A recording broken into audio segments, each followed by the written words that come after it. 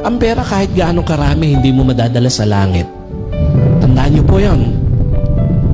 Kaya kailangan, habang pwede niyo pang i-enjoy yung mga blessings na yan, i-enjoy ninyo kasama asawa, kasama pamilya, i-enjoy yung mga binubuhos na pagpapala ng Panginoon.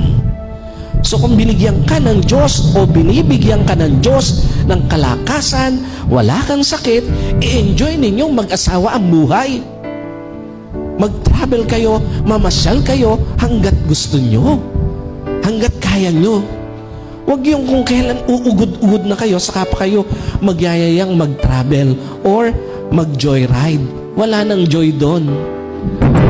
Pagka mahina na kayo at saka nyo pipilitin pa na mamasyal lang mamasyal, hanggat kayang mag-enjoy, walang sakit, malakas ang katawan, i-enjoy ang pagkakataon na pwedeng i-enjoy.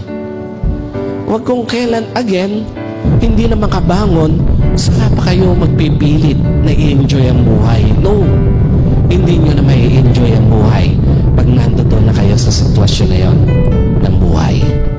Tandaan nyo po, humuhupa ang sigla ng katawan ng tao. By choice or by nature, hihina ka.